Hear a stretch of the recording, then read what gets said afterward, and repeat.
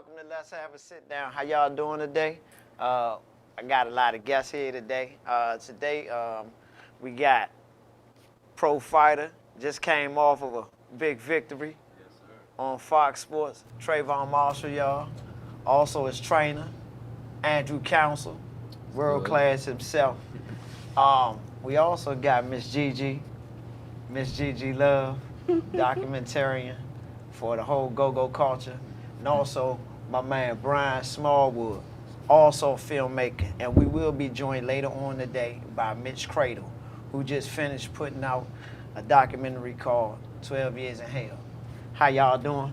And welcome to Let's Have a Sit Down. I'm good. How you? I'm all right. Good. First, before we get all the way into everything, I want to thank y'all for coming here. But you, sir, I saw you Tuesday night, man. You was amazing. Yes, sir. Thank you.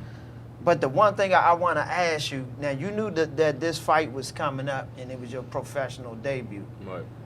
What did it mean when you found out your fight was going to be on Fox, on a PBC card? When I found out, it was like, damn, like this the moment I was waiting for. I was thankful because millions other fighters like and kids like me be hoping and praying for this moment. Right. And my dreams finally coming true. Right. That's what's up. Now, Drew, you've been around in his career for a long time, you know, for as long as it's been going on. Can you explain what was the difference when you started out fighting to when now you got these young guys coming out fighting? Because when I heard you was on Fox, I was like, man, yeah, that's a blessing for a young dude, because a lot of the fighters that I look at now, I try to look back at their old fights. I mean, you know, some of them that's not even, you know, it ain't been recently too far ago that they started, and you can't find some of their stuff. But you I'm not gonna say luckily, but your first fight was on Fox, on PBC. Right. Yeah, that's a big deal. I give a big thanks to my team for that. The team behind me. So what is it that you can add on to that as far as coming from your long road in your career? The difference is he has a team behind him. Right. It's all about his team. Like a good team that's connected, that allow him to get that date. That's the major. That's the difference right there. Right. You know I'm gonna ask you a question. Did you meet him, man? The man that don't nobody ever see? No, I didn't meet him, but we talked to him. That's So- how we knew that we had that date.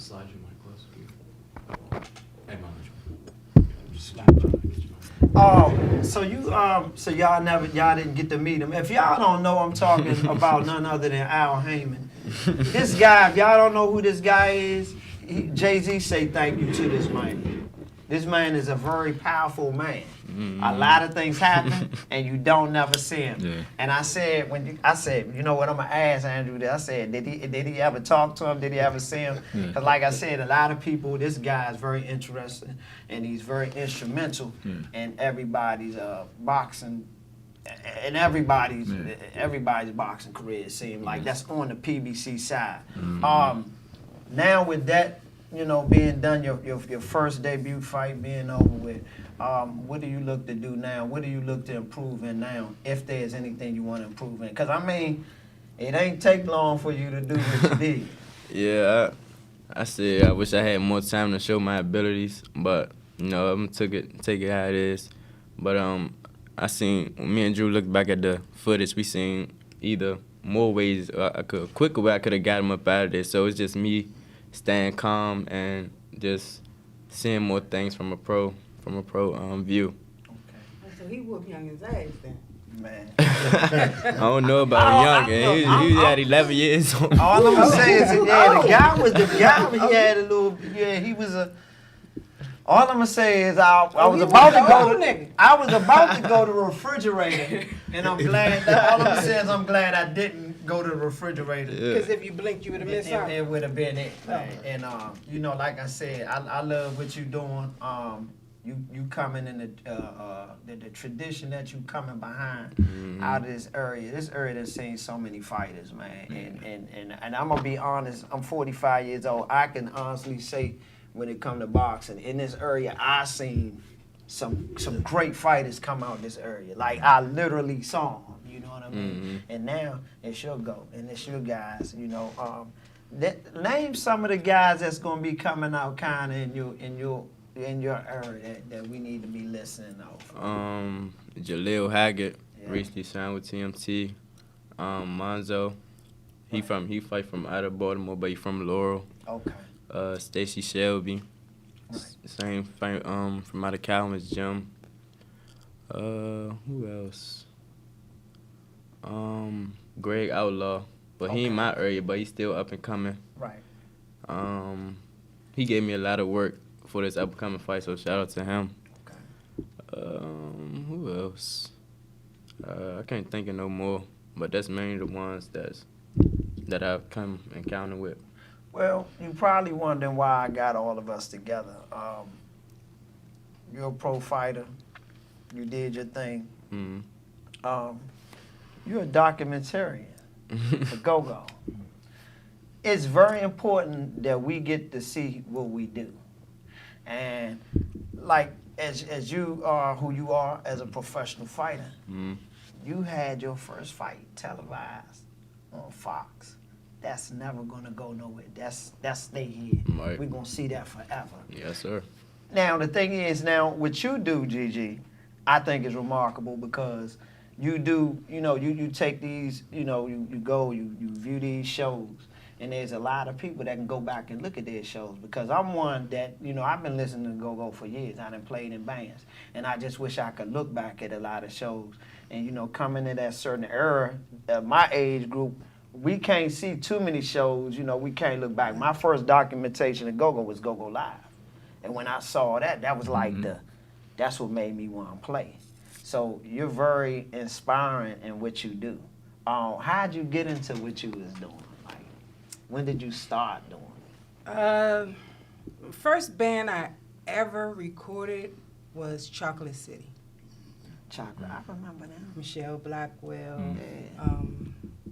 Gabby Moe, who else was in that band? Toe Jam, Rocket Rob, Okay. Uh, yeah. and who else was on the front line? Losi Boy, and look, that's all I can remember. That was some years ago. I think like 6 years ago, maybe. So what was it like? What made you do it? Was it just, okay, I want to record a band, or did somebody ask you to do it? Or No, okay. The way it all happened was I wanted these for my memories. Mhm. So back years ago, we didn't have the storage on our cell phones that we have now. Right. You know what I'm saying? So I had to figure out a way to save these memories of Right. mine, right? Mhm. So I'm like, then someone, I forget who it was, I think it might have been a cousin of mine, and I uploaded them on YouTube. I'm like, okay, I can upload my videos right here, and I can watch them whenever I want to. Mhm. And I back then I wasn't too familiar about YouTube. I didn't know there was a privacy, and you know what I'm saying? Mhm. So it was just public. Next thing I know, I had people subscribing. I'm like, you know what I'm saying? But initially it was all for my memories. Right. And it just started being to a point where they were being shared with other people. Okay. And So did one M recognize the other M? Did monetization start playing in your head? Like, No. hold on, wait a minute. no, Memories? So it was just memories. That just was- memories. I didn't know anything about monetization back then. Right. I didn't know nothing, you know what I'm saying? It wasn't until I reached a certain, I was still dumb to the fact about monetization until I reached a certain amount of subscribers and a certain amount of views when YouTube emailed me and said that you're possibly eligible for monetization. Right. That's when I read it. What's this? Read into this a little bit more. And I've actually been eligible for monetization for about maybe 5 years, Okay. but I never did it until recently. That's Do it. do it. But the thing is, with monetization, you can pick and choose. Right. what videos you want to monetize. Exactly. Everything that you upload doesn't have to be monetized. I am now eligible to the point where I can have a members page Yep. where people, if they can subscribe, if they not just subscribe, but they can purchase a membership, Right. and they would have access to basically privileged stuff that public don't see. They would be able to see. So it's a lot of things I can do now that I haven't really done. Because for one, out of respect to the bands, I don't know how a lot of them would feel. Okay. But there are certain bands that was like, shit, girl, you better go ahead. Like for one, like Checkmate. Checkmate's been supporting me before I knew who a Checkmate was. Right. And when I've gotten pretty close with them, so when their manager Smacks was like, man, shit, go ahead. Monetize our videos. I don't give a shit. Okay, Right. all right, cool. That's what's up. Yeah, but it's certain bands that, you know. I get it. That'll do that for you. That not Yeah. do that for you, but we'll make that agreement to go ahead. Yeah. Yeah. That's what's up. Now, Brian, I gotta get to you, Mr. Smallwood, man. Cause I talked to you one day. You the movie guy, man. Yes, You sir, I you, am. you about the movies, man, and that's Yes, what's sir, up. I have a question. Yes, please. My question I want to ask you is, what made you want to get into film? Did you see anybody in the local area that you looked at, especially, and was like, you know what, I want to do that because he's doing it? Okay, so my story, I mean, I got a big story, but I actually came into content creation, videography through athletes. You know, I was putting together highlight packages for athletes. So it's kind of crazy that you all came on today because that's just where I started. So, you know, in doing that, I got into the editing and putting packages together and, you know, growing my brand. Then I linked up with somebody that wanted to do movies. Like, I don't know nothing about no movie making. I don't know how to do this, you know. So then I seen go back to Streetwise and Keep It a Gangster, 24/7, yeah. 24/7. And there was another one that I always forget. Divided City. Divided City was one, and it was one more with the Go-Go Reds and the Boys and all of that. Good to go. Good That to was the go. first one. That's the first one. Yeah. So, you know, and looking at those movies, I was like, wow, I can do this. So, and reaching out to people and getting on their team, carrying boom mics, doing sound, whatever I could do to get on board with one of these teams to learn the filmmaking business, I finally connected with a team and we started making movies. So we started with Crackpot Comedy. I kind of do comedy movies, and that was our first release. It was called Fat Man and Corky. It was on YouTube, but a lot of that stuff got taken down. So after Fat Man and Corky, that didn't work out. We wasn't getting the content. We wasn't getting the views that we wanted. So we stopped for a long time, maybe 5 years or so. So I was like, all right, I still like doing this. Let me give this one more shot. So got together with my former partner, my former team that I was with, and we ended up writing Drunken. Okay. So Drunken is the one we released on YouTube, and it got some alright acclaim. Slapstick comedy, kind of on the fly ad-lib type comedy, and people started liking it. So it got picked up by Maverick Films. Okay. So we waiting on a release sometime this year. It's supposed to been out, but it got pushed back for whatever they doing. But yeah, so we did that. And Maverick get everybody. I know what Oh, company man. you're talking about. Oh, Maverick. man. Yeah. Hey, that's the bottom. Stay away from. Let me not say that too loud, but let that be your last resource if you can't push it yourself. But a lot of us don't have we can't distribute. We can't Right. push the movies out there to hundreds of thousands of people, you know, outside of YouTube. But YouTube kind of getting over on people too, so I'm not going to go that route. So did Drunken, got some alright acclaim for that. Got Black Slasher that we did last fall, which is a comedy / horror movie that we did locally. And then after I branched off, they did another one that's coming as Thanksgiving Roast that has Trey Chaney. So, Okay. Yeah, shout out to Collective and Rotten Groups Entertainment, and that they doing that. So. Okay, they in the process of still doing that now, aren't they? They still shooting, I don't quote me because I'm kind of out the loop. They rap shooting, Right. But they're beginning to edit and push that, and it should be out Okay. November 2nd or something like that. So Yeah. I want to know something, since we talking about filming and all this, and this also work with you, Trayvon. When you get in front of a mic, right? You as a fighter, of course, you want to sell yourself. What perception do you want the public to have of you? Like, I mean, because you got all types of people, and you've been around for years, and you know, Mr. Counsel, that is all types of characters in fighting, in boxing, whether they real. I mean, if that's how they really are. They might not be that way. It might be just to get in your head or whatever, the head of the opponent or whatever. But what do you want the perception? What's the perception that you want people to have of you? A focused, hardworking, family guy, determined young man. Okay, now, what do you want? What perception you want your opponent to have of you? I mean, I'm not really the trash talker or anything like that. I let my hands do the talking. But you see, I don't say much, but you see Right. when I get in there what I can do. So Right. I don't gotta say too much. My hands speaks for themselves. Exactly. Hello. Exactly. Yeah. What do you as a trainer, as a veteran in the game, also tell a young fighter? Because right now we in an era of I gotta get these likes. I gotta get people to like me. Yeah. You know, and you seen what your boy did again. I ain't gonna say nothing. He want to fight 1 minute, next minute he don't want to fight nobody.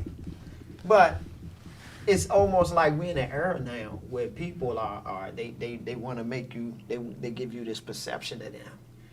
And like in boxing, I think it can be a good thing and a bad thing. But what do you tell a young fighter as far as their perception and what to do and what to be? And any tricks to the trade as you get deeper in your professional career with that? I kind of tell him he just got to be him. Right. He just got to be him. His perception kind of speaks for itself. So when you think about what his name, the sniper, it's already letting him know that, hey, if you walk up in here the wrong way, do something wrong, I'm going to snipe you. Meaning, I'm going to get you up out of there. Get you Get gone. out there. I ain't even gonna say too much. Yeah, gonna get You you ain't even out gonna of see me. Solid. You ain't gonna see it coming. You really not gonna see it coming. Like, but it's funny you asking because we was talking about this on the way over here. As far as I asked him, like, why you think I'm letting you do this interview? Another interview with you again, even though you're my man. Right. Why you think I want you to do another interview? Because I want him to be able to be comfortable in front of a mic. It's not Right. about me; it's about him. So he Right. got to be able to speak in front of a mic, draw y'all to him, sell y'all on him. Like, Right. yeah. And I think that's very important because you got a lot of fighters out there, great fighters. Mhm. And the only thing is that they don't get a chance to sell their self. Because some promoters won't let them sell their self. You know, they won't let them talk. You know, it's it's like hush, I got it and all that. But some people, they will be a fan of a fighter just because they feel that much closer to him. Because they feel like, oh my goodness, this person is in my living room right now. You know what I mean? So just to add. Elaborate to him about what I told you. If they put the mic in front of you, what did I tell him? What I told you to do? Don't let them dominate the conversation. Right, he told me take control. Don't let them overtalk me or stir me in a direction I don't want to go. Basically, take control of the interview. Right, that's what's up. So That's what's just up. to Like the add, fight, man, right? when I was doing I worked with an AAU team, and we did a media day just for the kids, just to get them used to public speaking, because that's not an experience most of us grow up in front of microphones and cameras Right. and stuff. So definitely practice on it, even in the mirror. Add to your repertoire, and control the conversation, control your narrative, man, because they will put some They will, jack, yeah, they will jack tell stuff you. out about you. Exactly. Yeah. And then when it comes to perception, I look at a lot of your videos. And your videos, it's like I be looking at some of the videos. I be like, oh, I want to go to the Go-Go. Some of them I be like, oh, I'm gonna have fun at the Go-Go. And some of them be like, I would like to go there just for a real chill, relaxing night. How much of that is the venue y'all that the band is playing at? What you mean? Like, As far as like, is it certain venues that's kind of more relaxed than others, or is it according to the band you think? it's the bands, definitely the bands. Mm-hmm. Like in my perspective, like, okay, Backyard Right. Their fan base is different. Right. Their crowd is so different. Like, you go in, I feel out of place. Right. You know what I mean? Like, you know what I mean? I don't know. I don't know how to dance. I don't know what I don't know what to do. You know what I'm saying? Their crowd is just different from any other band's crowd. Right. You've been to a backyard show, I've been right? going to backyard since Okay. '93. So- That's my band. But you know, Look, I'm- yeah, I know what you mean. I exactly get what you're saying. Their crowd is just different. So it definitely depends on the band and not the venue, Right. in my opinion. You know what I like that you do, and I notice, and this is for a lot of you people that be working your cameras. When y'all are at these shows, keep the camera on the stage. Now, if you want to show the crowd and it's cranking, then show that. But I see a lot of people that have a camera, and then they'll be showing all over the place before the place get filled and all that. And I just think that if to represent us good, show the crowd. Well, If you when, want to show the crowd, you gotta have 2 cameras. Yeah, but the thing No, is, no, if no. the crowd hasn't got there yet. right. But- For instance, like, it doesn't look good, in my opinion, when you are either recording or going live, and the venue is light. You know what I mean? Like, a lot of people, that opening band, a lot of people ain't coming to see the opening band. They're coming to see the headlining band. So the floor is going to be kind of empty, you know what I mean? And I just don't think it looks good for a band. And at the end of the day, these are my memories. Right, I don't choose to remember the crowd.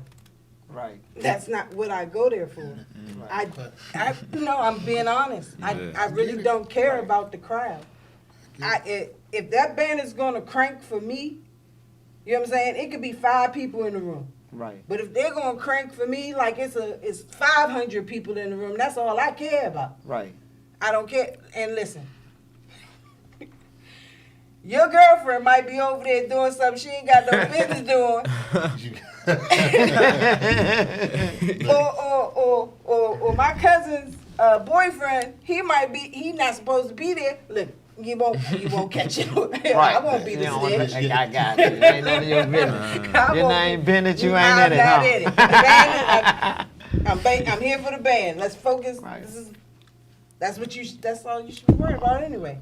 I want to go to you, Brian, right now. As far as through film, right? Yes, sir. And you're a black filmmaker, and I love when our filmmakers do stories about us. Yes, sir. Cause I done seen things happen to where it's a story about a biopic about us, but you know they get it over in Hollywood and corporate, and they twist it and turn it and everything.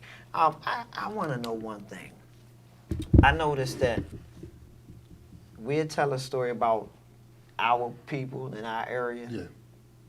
and they'll demonize it as it's violent, it's this and that. But then you'll look at something like you can look at Godfather or something, and they it's like they take to that, but that's fine. But it's almost 2 similar stories, though. Yeah. You know, I never understood that. But why is that? Yeah, so I don't have a good answer for you, but you know, that's a United States thing. It's across the board. It's just not. I don't know. It's just how they characterize us. Period. As Right. people, that's what it seems to be.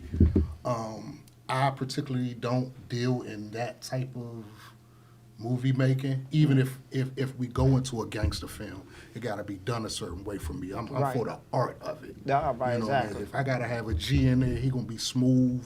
He gonna be smart, like Power almost. Right. You know, so. But to go back to your question, I really don't know. I guess it's what sells. It's how they like to see us. I think we talked about it a little bit of what people like. And when you talk about the black community, because we're not dominating and driving the money and the sales. Right. My opinion is like the white culture, and I hate to talk like this, but the white culture, they the ones that's driving the gangster rap, all the hardcore stuff. And they the ones that's spending the money. Right. So what do you have to do to sell or make it big? Sell yourself short or sell your soul, and market to the people that's buying your product. Right. That's just an opinion though. How precious is your work to you to the point, you know, somebody came at you a certain way, you sticking to your gun? Oh yeah, no. So when I originally got started, the work was just about doing it because I like doing it. It was fun, it was new. But now it's about the reflection, how it reflects on me. Because once again, I'm a quiet dude, but I have a lot of people that look up to me. You know, I originally wasn't even doing films that I couldn't show my mother. You know what I mean? Because of the content. So now I got kids, I run a youth fraternity, I got all these people looking up to me. Those are the type of films that I want to present to the public now as a 45-year-old man. You know what I mean? I'm not a boy anymore, so I'm not doing this for the fun per se. I'm trying to portray an image and a message, a strong image. We got enough of the gangster stuff out there in real life. I don't need to put no more out there. Right.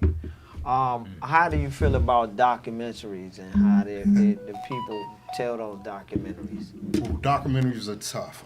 Actually, I was in the process of starting a documentary, a boxing documentary. That's funny, once again, that you bring me into this. So it's called The Five Ring Kings is what it's called. So we had Chop Chop, of course. Dang, all the champions that we know, you know what I mean, the main champions. And we're just going to do a documentary of all the DC boxers, try to, dig in deep. But documentaries are long. To really dig in, you got to go to the Library of Congress. You got to do your research. So you're going to get the Andrew counselors, the young guys, you're going to get them up front. But now you got to dig in deep and go to the Library of Congress to see what made them, what gems that they came from that's not here anymore. The trainers, the first trainers, some of your toughest sparring partners. I'm sure you remember the toughest match in the basement, and nobody going to know these cats. But these are the stories we got to dig into and get out. It might not make the documentary, it might, but this is what beefs that documentary up, excuse me. So you just got to dig in deep. It's a lot of work. So are you going to do it or you backed off? I'd like to see that, man. Once we get off camera, I'll show you some of the workups, the mock-ups. Man, I did. That sound good, man. Yeah. So, we got a lot of content, man, but resources, time, money, energy. We got to have people on the ground to go do that stuff. I work a full-time job, so I can't go down to the Library of Congress and do the research all I want. So, it just takes a good production team, you know what I mean, a good team. Just like you just said, once again, it takes a good team to build a good product. Right, so. Exactly. When you done with the fight and the doctor asks you and the check, let me just ask, what went through your mind? Now, I'm not saying, because I'm not counting your money and nothing. Ain't none of my business. Yeah. You box too, you hit hard. I don't want to. Look, but let me just say this. It got to your mind that, damn, I'm getting paid to do something that I dream about doing. Like, a lot of people, that shit don't happen in life to a lot of people. Right. Yeah. You got a lot of people that's making this big money and they not even doing what they want to do. They don't even love to do what they don't even love to do what they doing. You got paid doing, and you getting paid to do what you love to do. Like what was that moment like when it really hit you? Like, damn, I'm getting paid to do what I like to do, man. It was like I didn't know the whole process. As soon as you finish fighting, you get your check then and there. So I'm like, oh, my check right here. The doctor like, yeah, sign right here. Grab the pen, sign it. I'm like, dang. So you thought it was gonna be like I thought they was gonna send it.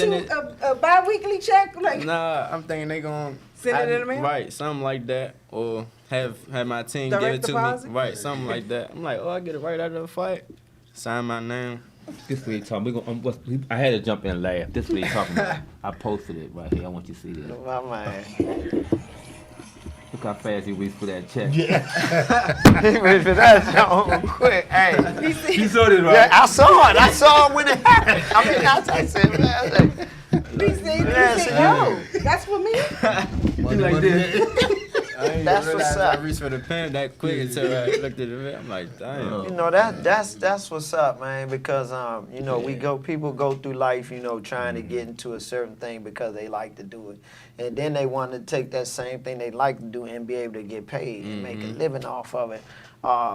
And that's just one thing that a lot of people everybody don't get a chance to do that. Right. And I know that was a big deal for you. How'd your Yes, family sir. feel watching you on TV? They got videos of them screaming. My mother called me as soon as I did the fight.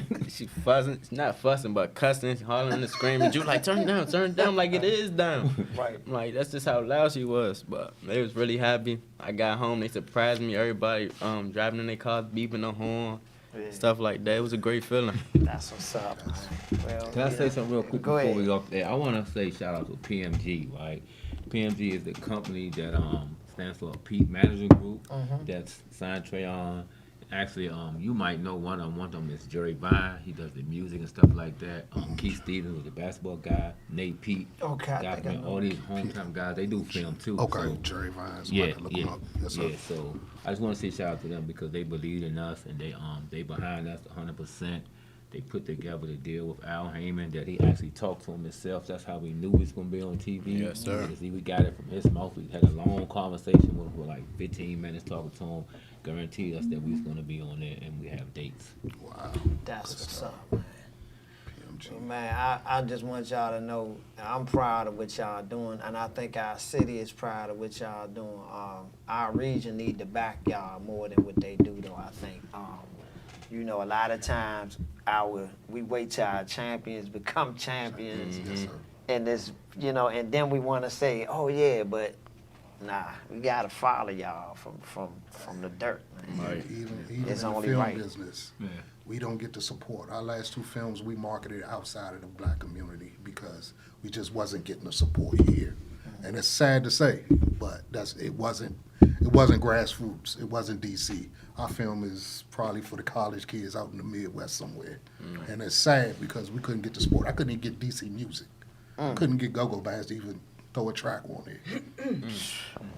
I couldn't even get it. That It's hometown. I couldn't get it. Hey, y'all need to be listening out there, listening to what's going on, listen to what this guy is saying. Yeah. Shout out to Hitmaker because he did drop a track for me. Okay, shout out to Hitmaker for dropping that track. Yeah, for sure. You know, the thing is, how do we get into supporting our own groups? Because now we it's like we're at a pinnacle of where we can go this way and things can get real big. I mean, real good. I mean, go bad or good, or we could just stay how we are. Because some of us, to be honest, I just don't know what the hell we doing. I mean, I'm just saying, I just see certain things that don't make sense in the go-go industry that happens that that don't make sense. Yeah. You know, and it's not made by everybody, but it's it's a few. Where do they want to go though? You know, is it a determined direction or do they just want to play every night? Right. What do you want to do? You want to make records? You want to make big? You want to be big time? You want to play in the mega studios or on the mega stages, or you just want to be local, be a local legend, crank the hell out of it? I don't know. I never seen a direction for most go-go bands. Right. Mambo Sauce was the exception. I think CCB had a good movement. The old time bands, Trouble, EU had a Right. good movement in their time.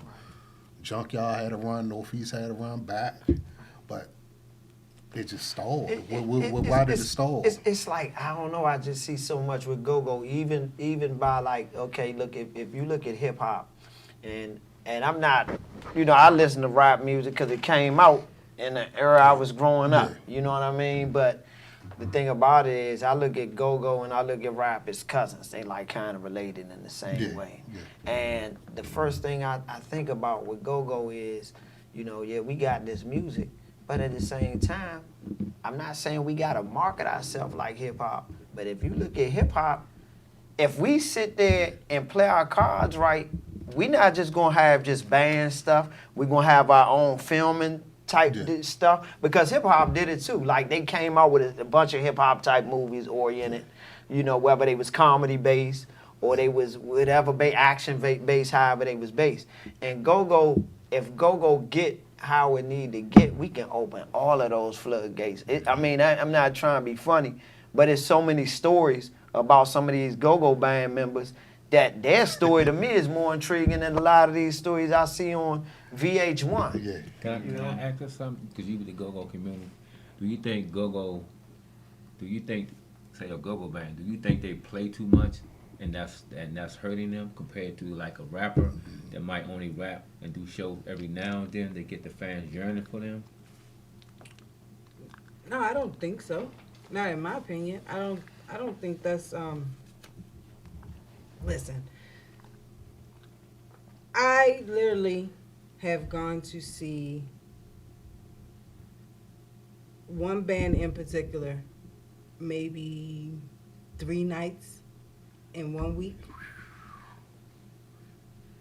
And that's just one band. The same band? Same band. That's what I'm trying to ask you. Do you think that's too much? Because I'm giving you a scenario. I mean, maybe for some people, but I can't speak for everyone. I can only speak for myself.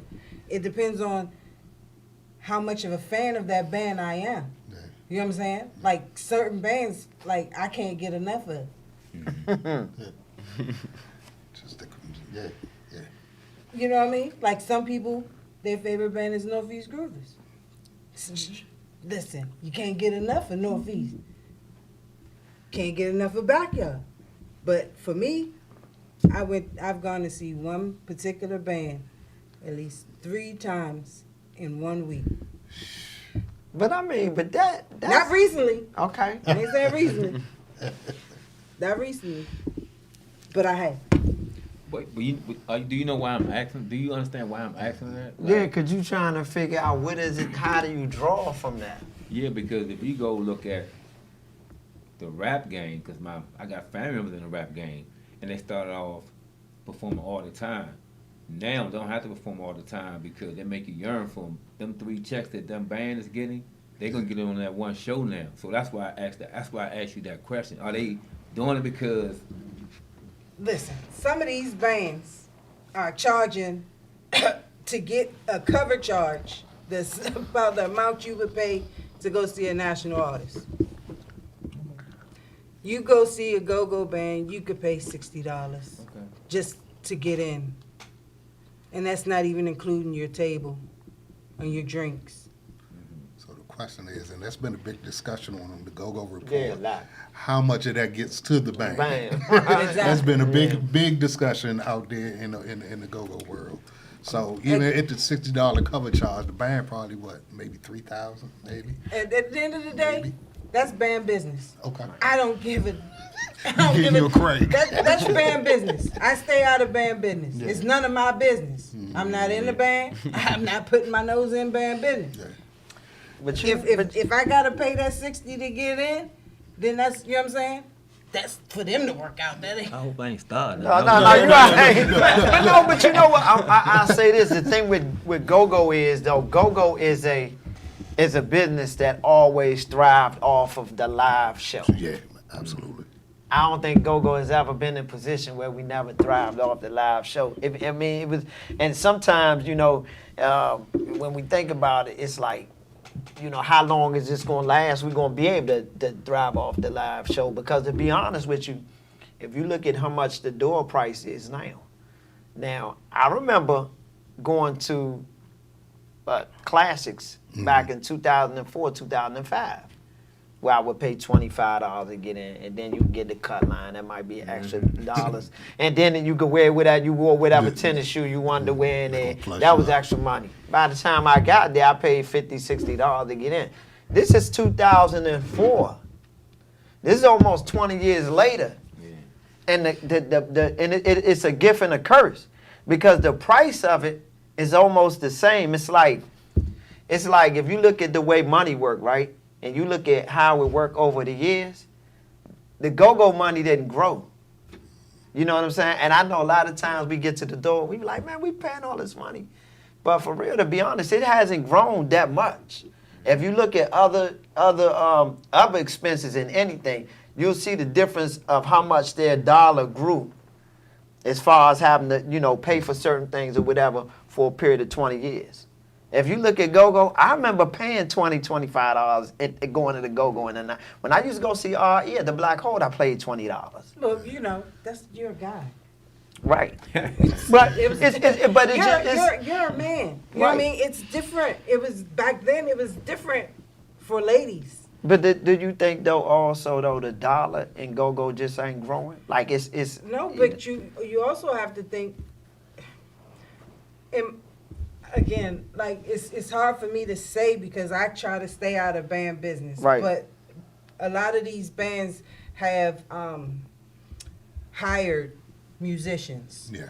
So, you know what I'm saying?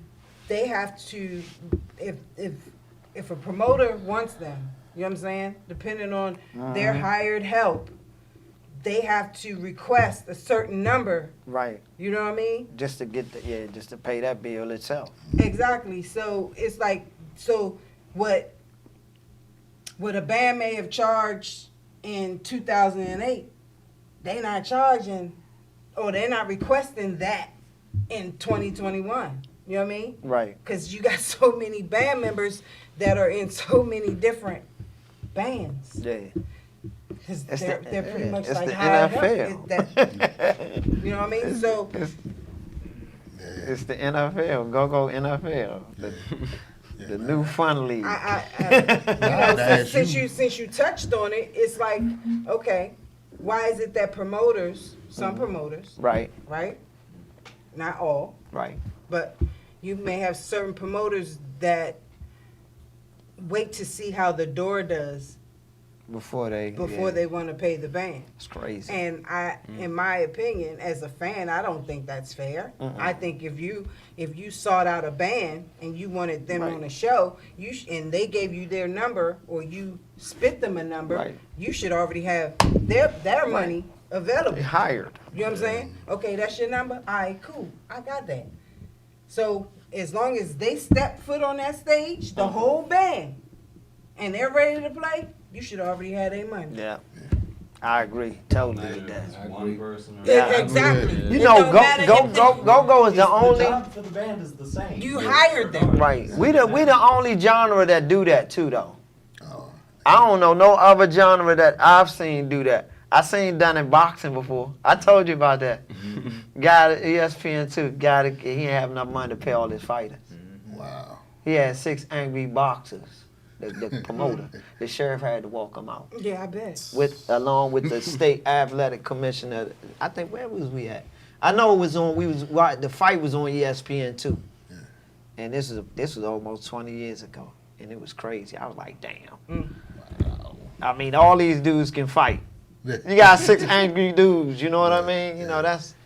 Yeah, want their money. 12 angry hands coming at you. So that's like a band Yeah, wanting so- their money. You know what I but mean? you got to promote it, tell them that he ain't got their number because they ain't do good at the door. Why is my money banked on what you make at the door? Exactly. You should have already had that. But hey, that's my opinion. Well, look, what we're going to do right now, I want you to tell them where they can reach y'all at, Coach Andrew Council and Trayvon. Y'all just tell them where they can meet y'all at, and we're going to go to a commercial after that. Y'all can reach me on Facebook at Trayvon Marshall, TRAVON MARSHALL. You can reach me on Instagram at I am Trayvon Marshall 1 at IAM TRAVON MARSHALL and the number 1. You can reach me on Facebook and Instagram. On Instagram, I'm Andrew Council 16. On Facebook, I'm just Andrew Council. Hey, well, look, y'all, we'll be back. We're going to go ahead and take a break for a minute.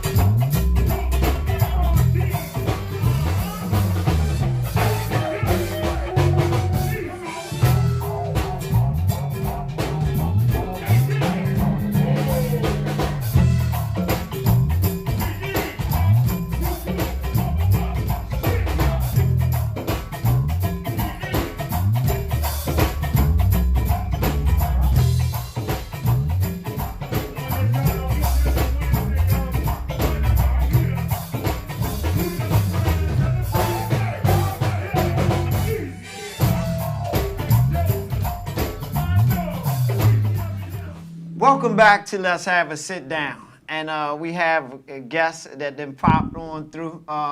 Do you see us out there, Mr. Cradle? Yeah, I most definitely see you all. Good evening. Hey, how you doing?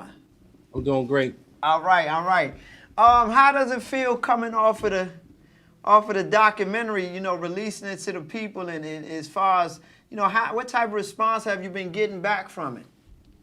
I mean, I feel relieved because I wanted to get it out there as not necessarily as quick as I could. I just wanted it to make sure it was informative before I released it. I mean, I wasn't in a hurry. I started filming it 2 years ago, and it was just good for people to finally see something that I've been working on that a lot of people have been asking about. And it was just a real good feeling. I mean, you know, there were a couple of negative things that came back from people, but, you know, negativity comes with everything. So, you know, I welcome all critics, people, personal opinions or whatever. But other than that, overall, it was the reviews from everybody was pretty cool. And I'm glad everyone got something out of it, even if it was just memories. Now, I have a question. How long exactly from the first idea that you had about it till the last credit rolled through after you made it? How long did it take from the beginning, from the tip of the iceberg to the end of it? Well, I first thought about it at the end of the summer of 2017. I thought about it because I have a nonprofit youth organization. And during the summers, we worked through the Marienburg Summer Youth Employment Program, working with DC kids. So that first summer, I talked to a lot of the kids. This is 2017. I talked to a lot of kids about DC history, and they didn't have any knowledge of much of anything. And I mean, nothing, not even go-go. Right. And, you know, it sort of like surprised me. So then the following summer, when we were doing the same thing, we were over in Ward 8. We had 100 Ward 8 kids. So then I wanted to get into more about a little bit of DC history because even though I grew up mostly uptown since I was 12 years old, Okay. I lived over in Southeast until I was 12 years old. So I was in a community where I knew a lot of the, you know, how the environment was. So I started asking this group of young kids about DC history, and they didn't know anything. Okay. And when I started asking them just about some of the players, all they knew about was the things that Wayne Purdy, they heard some of the things I heard him done, Alpo, and then Rayful. They were glorifying Rayful like he was God. Okay. And, you know, so I started talking to them about a lot of the pain and suffering, the trauma, a lot of the situations that a lot of people went through during that era and how a lot of it is affecting things today because a lot of their fathers or maybe some of their relatives that went away during that time period. And it left a gap where a lot of the young men, anywhere between the ages of 20 to probably late 20s, were being raised without fathers. A lot of guys went to prison. So I started just inquiring just about a lot of things, and these kids knew nothing, man. And that's when I decided, you know what, I'm gonna do this goddamn documentary. Okay. So that's when I put it together, and I started filming it the fall of 2018 because of the response I was getting from young people, and I put it on YouTube on purpose because that's what most of the young people watch is YouTube. Right. What was the main point that you wanted people to get out of the documentary? The history of DC. I mean, that era is a part of DC history. We can't erase it. Right. As much as some people are trying to erase our culture, our history, our music, our environments, and our people, we're not documenting anything. Right. If you go through YouTube, all you see is Rayful Edmond on YouTube. We're not documenting anything. We have a lot of, thank God, we have a lot of go-go clips on there on YouTube, but we're not documenting anything. So I decided to document something that will always be there. So when DC do turn white, this part of Black culture, the history of DC, will always be there. Well, what I want to tell you, I commend what you did because I think that for one, I like anything that's going to tell the truth. What I like about how you did what you did as far as your documentary, you kept it DC. And my thing is, when it comes to these documentaries, DC do their documentaries different, I think, than a lot of other areas. It's not as glorified. And I like the way you did that. It wasn't about how much money anybody made and who did this. You really gave the good and you gave the bad. A lot of times in scenarios like that in the streets, the bad is going to always outweigh the good. You know what I mean? And I commend you for that, because we are in this crazy society now and pop culture where we try to make things and we want to glorify them and we make them seem, like it's a big old pot of gold at the end of the rainbow, but it ain't nothing but fire and brimstone. You know what I'm saying? Death and I agree. destruction. And I agree. and I'm very happy that if somebody was to watch your film, a young person watches this film, you're gonna scare the lights out of them. That's what Well, need to happen. I appreciate you saying that, and just by you saying that part, first of all, some people contact me as far as who were so-called themselves historians. Some people call me who consider themselves clinical researchers or whatever. I didn't want no celebrities in it. I didn't want no researchers in it. I didn't want no glorified historians. I wanted real people. Right. I wanted the story to be told by people who lived it. I didn't want no analysts. I didn't want someone to read books and tell me how we live. I wanted everything to come from people who actually experienced that environment, from the law enforcement side, the street side, and also the family side. I wanted it to be real, and because so many documentaries we see, we're always getting people's opinions, and they Right. never even walk through the neighborhoods. Right. I didn't want that. I wanted people that lived there, worked there, survived there, sold drugs there, committed murder there, robberies. I wanted the realness of how we actually lived, because it was a rough time period. And I think what made me feel good was when once the documentary was made public, a lot of parents contacted me through my email, because my email was on the documentary. Parents were contacting me, telling me that they sat there with their young sons mostly and watched the documentary with them and had dialogue with them about that era that they never had before. Right. Talking fathers and even single mothers, they sitting with their sons, 18, 19, some up to 28 years old, having dialogue with them as a family, watching it together. And that's something that a lot of us sort of we didn't forget that era. We just, once we left it, we didn't talk about it no more. Right. And I think it's very key that we do talk about it. One thing that I reached out to you and said when I found out that you was doing this, I said, you know what, this is going to be kind of a good ground to where you have people from both sides talking about this.